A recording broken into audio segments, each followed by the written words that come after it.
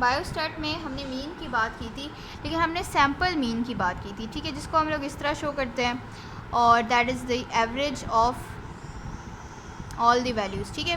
तो ये हमने सैम्पल मीन का फॉर्मूला बनाया था। अब हमारे पास, ठीक है, एक पाकिस्तान फॉर एग्ज़ाम्पल हमारे पास है, यहाँ पे पाकिस्तान की पॉपुलेशन है, और उसके अंदर हम लोग सैंपल लेते हैं। समझो पॉपुलेशन, हमने सारे पाकिस्तान का डेटा कलेक्ट किया है और हमने उसमें से एक सैंपल लिया है और उसका हमारे पास मीन आता है ये, ठीक है। तो ये जो है सैंपल का मीन होता है x बार, लेकिन पॉपुलेशन का मीन क्या होता है, जिसको हम म्यू से रिप्रेजेंट करते हैं, सही है। अब वैसे तो हम लोग जो भी निकालते हैं डेटा, ले हीमोग्लोबिन के लेवल्स ले लिए, आपने सारी वैल्यूज़ को ऐड कर लिया, divide by total number of people in the sample कर दिया, आराम से निकल गया सैंपल। लेकिन हम लोग पूरे पाकिस्तान यानी पूरी पॉपुलेशन का मीन कैसे निकालेंगे? अब पूरी पॉपुलेशन का मीन तो हम नहीं निकाल सकते ना, कि सारों को, हम सारे लोगों को जमा करें, उन सब की हम लोग मेजर करें हीमोग्लोबिन लेवल, एंड ये तो वो करना मतलब इम्पॉसिबल है। तो हम लोग ये करते हैं कि जो सैंपल मीन होता है ना, पहले पाकिस्तान में कुछ लोगों को हम लोग सेलेक्ट करेंगे, सैंपल लेंगे, और फिर उनका सैंपल मीन निकाल के हम इस सैंपल मीन को जनरलाइज कर देंगे ऑन द पॉपुलेशन, सही है।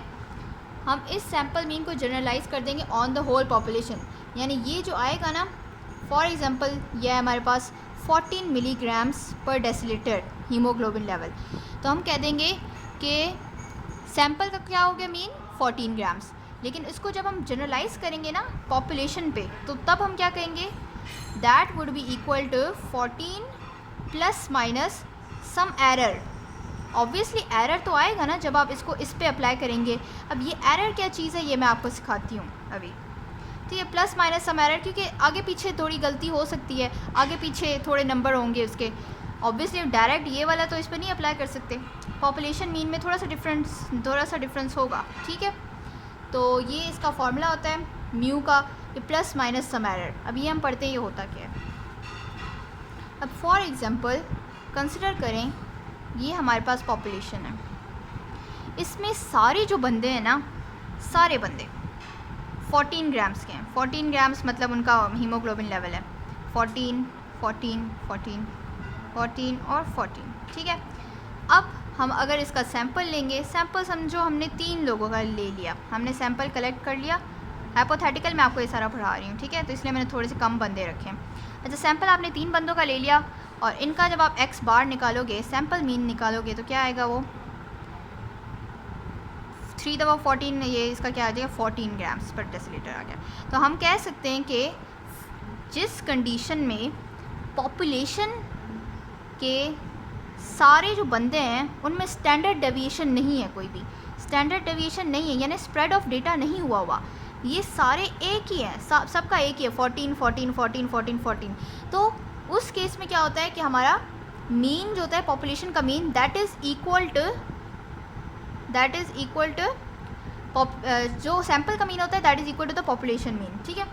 तो हम कह सकते हैं कि 14 प्लस माइनस 0, अब ये एरर तो 0 है, क्योंकि इनमें कोई है ही नहीं, तो ये 14 आ गया। हम कह सकते हैं कि ये 14 के इक्वल हो गया, क्योंकि पॉपुलेशन का मीन आप देखें ना, ये 8 लोग हैं, जितने भी 8, 9, तो इनके सब क्या है 14 ही आ गया। तो इस केस में, जिस केस में स्टैंडर्ड डेविएशन ना हो, उस केस में आपके पास sample mean is equal to population mean, सही है। अब फॉर एग्जांपल आपने डाल दी स्टैंडर्ड डेविएशन, अब जाहिर है पाकिस्तान है, उसमें इतनी ज़्यादा बड़ी पॉपुलेशन है, हर किसी का तो सेम नहीं होगा हीमोग्लोबिन लेवल, तो आपने फॉर एग्जांपल थोड़ा सा स्टैंडर्ड डेविएशन डाल दिया, यानी स्प्रेड ऑफ डेटा कर दिया, यानी कि स्टैंडर्ड डेविएशन आ गई, उसमें स्प्रेड ऑफ डेटा आ गया। फॉर एग्जांपल एक बंदे का 14 है, ठीक है, इन लोगों का 14 है, साथ में किसी का 12 आ गया, किसी का 11 आ गया, किसी का 9 है हीमोग्लोबिन लेवल, किसी का 8 है, ठीक है, और यहाँ पे किसी का 16 है। ये हमारे पास पाकिस्तान की पॉपुलेशन है, जिसमें लोगों का डिफरेंट हीमोग्लोबिन लेवल है। तो हम कह सकते हैं कि इस डेटा के अंदर अभी क्या आ गया, स्टैंडर्ड डेविएशन आ गई है। अब जब हम इस पॉपुलेशन का सैंपल मीन निकालेंगे, सैंपल तो हम कम लोग निकाल के करते हैं ना, लगाते हैं, तो इसका जब हम निकालेंगे, फॉर एग्जांपल मैंने 3 बंदे सेलेक्ट किए हैं, और वो हैं 8, 9, मैंने वैसे ही सैंपल रैंडमली सेलेक्ट कर लिया, और इनका मैंने मीन निकाल दिया, तो इनका क्या मीन निकलेगा, अराउंड 9 निकलेगा, ठीक है। तो इसका सैंपल मीन क्या निकल गया, अराउंड 9, अब ये बताएं कि क्या हम इसको जनरलाइज़ कर सकते हैं पॉपुलेशन के मीन पे, कि हम कहते हैं कि भाई पॉपुलेशन का मीन 9 है? नहीं कह सकते हम। क्यों? क्योंकि स्टैंडर्ड डेविएशन है भाई। देखें यहाँ पे 14 वाले लोग भी हैं, 16 वाले लोग भी हैं, 40, 12, ये इनका मीन नहीं निकलेगा। अगर आप सारे बंदों को मिले तो इनका पॉपुलेशन मीन डिफरेंट निकलेगा। तो इसलिए आप कह सकते हो कि स्टैंडर्ड डेविएशन जितनी ज़्यादा होगी ना उतना ज़्यादा एरर आएगा आपका। अगर आप पॉपुलेशन मीन इन सब को मिला के निकालें, पॉपुलेशन मीन फॉर एग्जांपल 14, 16 और इनको, तो अराउंड 14 ही आपका आएगा पॉपुलेशन मीन। ठीक है, अब मुझे बताएं क्या पॉपुलेशन मीन और ये दोनों सेम तो नहीं हुए ना? इसलिए हम कहते हैं कि population mean is equal to 9 जो कि सैम्पल मीन है, प्लस माइनस एरर।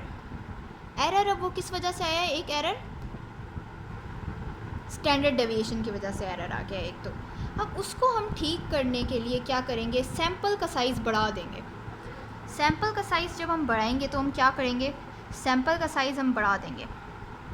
हमने ये वाला नहीं सेलेक्ट किया, हमने ये करते गए यहाँ से इस तरह करके सैंपल का साइज़ बढ़ा दिया। अब जब हम इसका निकालेंगे ना मीन, सैंपल मीन, तो वो हमारे पास निकलेगा अराउंड 14। और ये हम कह सकते हैं कि हम लोग म्यू पे, पॉपुलेशन मीन पे जनरलाइज़ कर दें। ठीक है, तो इट मीन्स कि सैंपल अगर आप साइज़ बढ़ा दो तो आपका एरर कम हो जाता है, और अगर आप स्टैंडर्ड डेविएशन आपकी बढ़ी हुई है तो आपका एरर ज़्यादा हो जाता है।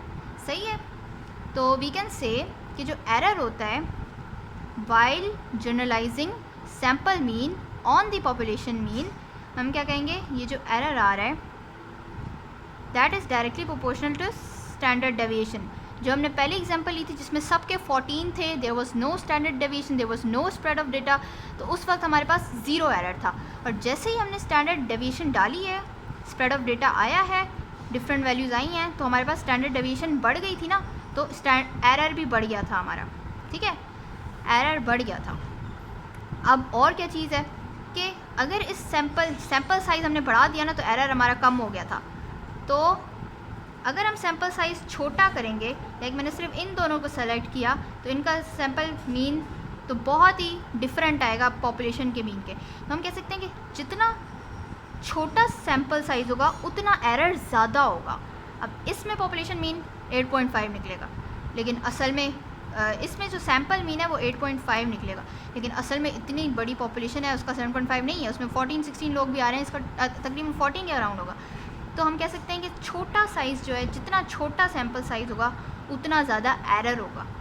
तो एरर जितना बड़ा होगा उतना जितना छोटा सैंपल साइज़ होगा उतना एरर बड़ा होगा। ठीक है, तो ये इसलिए हम इन्वर्सली प्रोपोर्शनल कर देंगे इसको। अगर हम सैंपल साइज़ बढ़ाएंगे तो एरर छोटा हो जाएगा, इन्वर्स रिलेशन। और अगर हम स्टैंडर्ड डेविएशन कम करेंगे, कम होगी स्टैंडर्ड डेविएशन जिस डेटा की, उसमें एरर कम आएगा। ठीक है, तो एरर का हमारे पास क्या फॉर्मूला बन गया है? Error is equal to ST divided by √n। ठीक है, ये इसका फॉर्मूला होता है। और इस एरर को हम क्या कहते हैं? Standard error of mean. That's it. ये आपको मैं स्टैंडर्ड एरर ऑफ मीन पढ़ा रही थी। अब ये स्टैंडर्ड एरर ऑफ मीन क्या हो गया?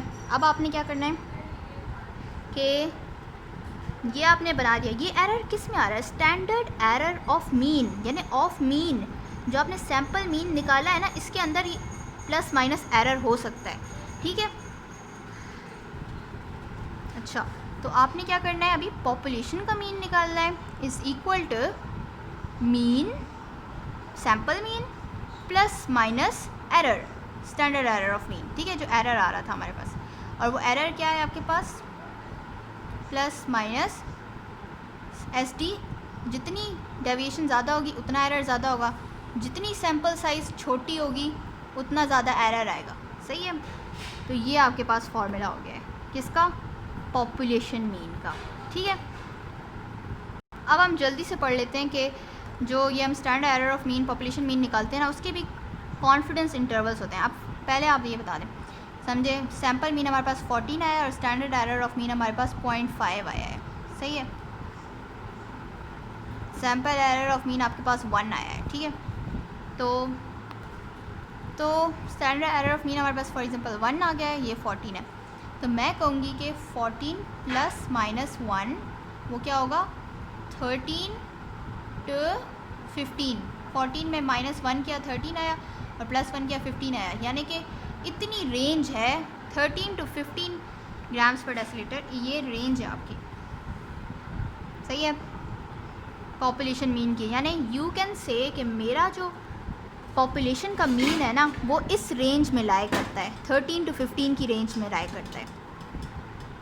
अब अगर आप स्टैंडर्ड एरर ऑफ मीन, अब यू कैन से कि I am confident that my population mean lies in this range, ठीक है, तो ये कॉन्फिडेंस इंटरवल हो गया है। अब कॉन्फिडेंस इंटरवल भी ना होते हैं, एक होता है 95% वाला कॉन्फिडेंस होते हैं, ठीक है, 99% आप एक में कॉन्फिडेंट होते हैं, एक में आप 95% होते हैं कॉन्फिडेंट, और एक में आप 68% आप कॉन्फिडेंट होते हैं, ठीक है। तो ये कॉन्फिडेंस इंटरवल्स होते हैं, जिसमें आप 68% कॉन्फिडेंट होते हैं ना उसमें आप plus minus 1 standard error mean करते हैं, ठीक है, ये वाला फॉर्मूला होता है, ठीक है। और जिसमें आप 95% कॉन्फिडेंट होते हैं यानी बहुत ज़्यादा उससे, तो उसमें आप ना एरर में ना प्लस माइनस 2 एरर्स डाल देते हैं। अब देखिए आपकी रेंज बड़ी बन जाएगी, यानी कि आप ज़्यादा कॉन्फिडेंट हो गए। अब इधर तो आपने रेंज 13 to 15 थी ना, अब आपकी क्या हो जाएगी 14 प्लस माइनस 2 यानी कि 12 to 16। अभी आपकी रेंज थोड़ी बड़ी हो गई है, लेकिन आपका कॉन्फिडेंस भी ज़्यादा हो गया है कि आप 95% कॉन्फिडेंट हो कि यस इसी के बीच में आपका लाई करेगा पॉपुलेशन मीन, ठीक है। तो ये हो गया 2 SEM। और अगर आपका पॉपुलेशन मीन आप 99% कॉन्फिडेंट होना चाहते हो ना, तो आप प्लस माइनस 3 SEM कर दो, इसमें और भी रेंज बढ़ जाएगी, और तब तो आपका 99% आपका पॉपुलेशन मीन इसी रेंज में लाई करेगा, ठीक है। और ये क्या रेंज बनेगी इसमें 14 plus minus 3 standard error of mean, तो क्या हो जाएगा ये 11 to 17। अब जाहिर है पॉपुलेशन मीन इसके बीच में ज़रूर लाई करेगा। You are very much confident, you are 99% confident. तो ये सारे ये कॉन्फिडेंस इंटरवल्स हैं आपके, ठीक है।